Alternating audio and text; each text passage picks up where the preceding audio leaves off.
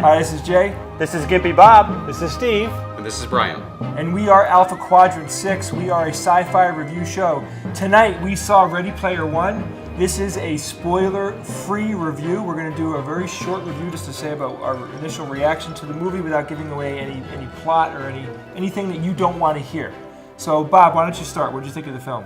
I loved it. I didn't read the book, which is I'm glad. I thoroughly enjoyed it. It was fast-paced.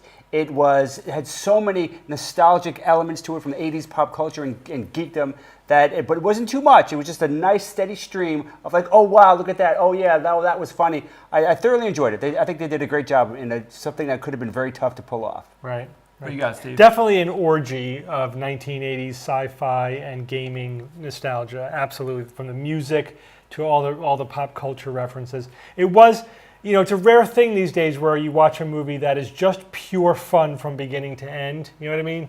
And they didn't hit you over the head with too much moralizing. There wasn't really anything you could nitpick, obviously, but there's nothing really to get upset about.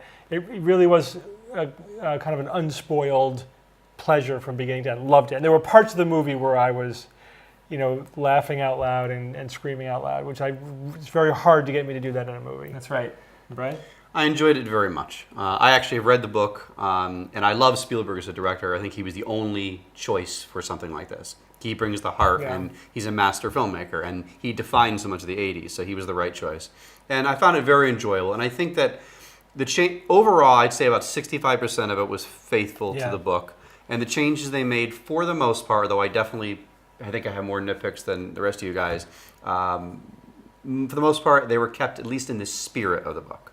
So I enjoyed it. I thought it was a worthwhile, like you said, a fun, enjoyable film. Yeah, I read the book as well. In the beginning, I was a little like, oh, it's not really following the book. And then I said to myself, I'm going to just let it go. Can't let that bother you. Yeah. You can't help but have expectations. And I found myself, like Steve said, utterly enjoying the movie. It was a fun ride. It kept going. The pace was perfect. And it had the charm of an 80s movie. It did. It was charming. Yeah, I like the characters. I'd like to see more. I would have liked to have seen more character development, a little bit more relationship building. It was a little, too high altitude for that. I wanted a little bit more meat and potatoes when it comes to things like that. Yeah, but you have a couple hours. You got a lot of stuff to get done in that amount of time, and obviously, really, really masterful movies can accomplish a lot in a short amount of time. So I don't know if this was a work of art, so much as a film, but I think they developed the characters well enough. You knew who to like, who to hate. The bad guys were obvious. So it was a little simplistic in that way, but not so much that again, nothing really ruined the enjoyment of the movie for me. It obviously, these kind of movies tend to be a little predictable, but it was enough twists and turns in there so that you didn't see everything coming a mile away. Right. For somebody who hadn't read the book, it was.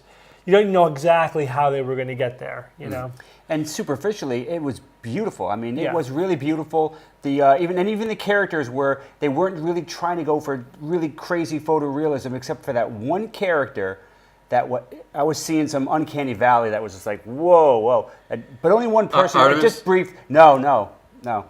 You didn't find a little uncanny valley with her? That's interesting. Very little. One person where it just kind of hit me, but otherwise, that's a nitpick. Otherwise, it was beautiful. It was beautifully designed, made. It was just really engaging. Really good CGI. It was good. It was good CGI. I wasn't afraid of color. I wasn't washing everything out. Even in the real world, it felt like a real place, whether it was in virtual or whether it was real. Yeah. So it would have been to your point, Steve. It would have been nice to have seen this as like a miniseries. Certainly, there was enough material there, Yeah. and I found myself when you're watching the movie, that there's all kinds of references being thrown at you, and you're catching a tiny slice of it, and that's kind of one of the fun games to play.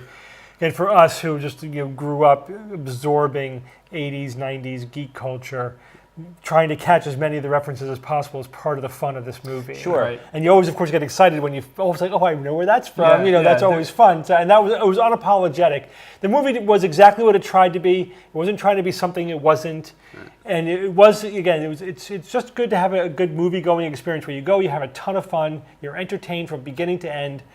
technically, it was a great movie. Even the science Yeah. was pretty damn good. No Yeah. egregious I agree. faux pas I- in that arena. I was paying close attention to, how are they handling VR? How are they going to handle, all the elements, the quote-unquote hard science of the VR?